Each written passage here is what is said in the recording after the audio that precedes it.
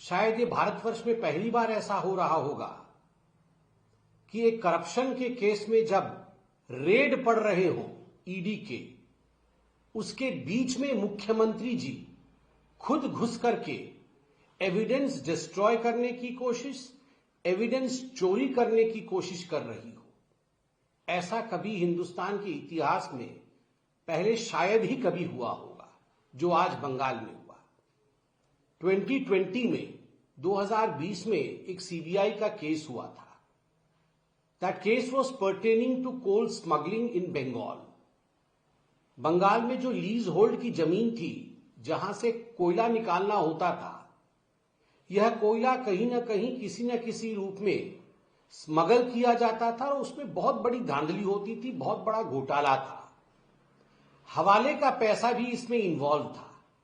तो उस समय एक एफआईआर हुआ था। समय के साथ उस पर कार्यवाही चल रही थी। In a step ladder pattern, various actions were being taken in the coal smuggling case of Calcutta, against which an FIR was filed way back in 2020. Acting on that FIR, when today raids took place in 10 places in India, उस FIR के आधार पर आज enforcement directorate ED ने भारत के 10 जगहों पर red किया, जिनमें 6 स्थान बंगाल में थी और 4 स्थान वो दिल्ली में स्थित थी। और मुख्यतः अनूप माझी नामक व्यक्ति जो कि इस कोल स्कैम में इन्वॉल्व है, उनके प्रमाइसेस, उनके ऑफिस इत्यादि में रेड हुआ। उस रेड में मालूम पड़ा कि एक हवाला का रैकेट भी इन्वॉल्व है और इसमें पीएमएलए का केस भी बनता है, prevention of money laundering act. जब यह हवाला के चेन को देखा गया कि किस किस माध्यम से हवाले के पैसे को आगे बढ़ाया जाता था, आगे भेजा जाता था, तो एक कंपनी सामने आई जिसका नाम है आईपैक PAC। तो इस आईपैक कंपनी के प्रेमाइसेस में भी बंगाल में रेड हुआ। रेड जब चल रहा था उस समय उच्च पुलिस अधिकारी आए और उन्होंने आके ईडी के ऑफिसर्स से अपना वेरिफिकेशन मांगा, अपना आईडी मांगा, जो कि स्वाभाविक है कि ऑथेंटिक रेड हो रहा है कि नहीं हो रहा है, ये जानने के लिए होता है। ईडी के अधिकारियों ने, जो हमने मीडिया में देखा कि उन्होंने अपने आइडेंटिफिकेशन कार्ड इत्यादि सब दिखाया, जो ऑथेंटिक डॉक्यूमेंट्स थे रेड्स को परटेनिंग, कि रेड करने के लिए उनके पास डॉक्यूमेंट्स है, वह भी दिखाया। और उसके बाद पीसफुली रेड चल रहा था कि अचानक ममता बनर्जी बंगाल पुलिस के साथ वहां पहुंच गई आईपैक के ऑफिस में, और खुद सबको धक्का देते हुए आईपैक के ऑफिस के प्रांगण के अंदर जहां रेड चल रहा था वहां वो स्वयं घुसी और उसके बाद वहां से फिजिकल डॉक्यूमेंट्स, कागज इत्यादि, इलेक्ट्रॉनिक एविडेंस जैसे पेन ड्राइव, लैपटॉप इत्यादि और भी कई तरह के एविडेंसेस को उन्होंने अपने साथ ले लिया।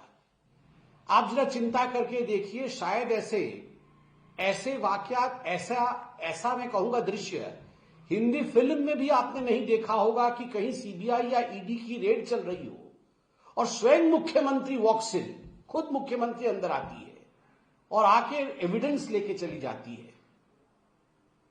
प्रतीक जैन नामक व्यक्ति, जिसको आईपैक का सारा आइडिया है, जो आईपैक चलाता है, आईपैक के प्रीमाइसेस में रेड होता है और आईपैक के प्रतीक जैन जी के घर में रेड होता है और दोनों ही जगह ममता बनर्जी व्यवधान करती है, इलेक्ट्रॉनिक और फिजिकल एविडेंस चुराती है और वहां से ले जाती है। बंगाल की पुलिस का इस्तेमाल करती है, प्रयोग करती है अपने मनसा को अंजाम देने के लिए। यह दिखाता है कि ममता हैज लॉट टू हाइड। ममता जी के पास ऐसे कई राज हैं जिनका वो खुलासा नहीं होने देना चाहती है।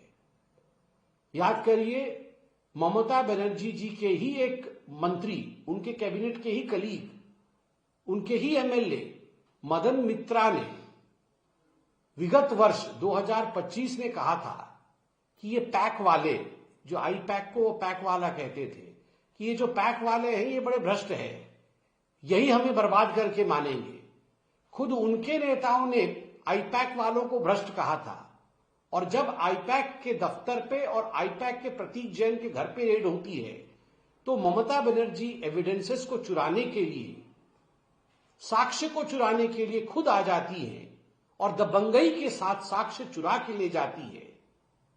यह अपने आप में मुझे लगता है बहुत ही शर्मनाक और बहुत ही दुखद विषय है। Is Bengal outside of the purview of the law in India?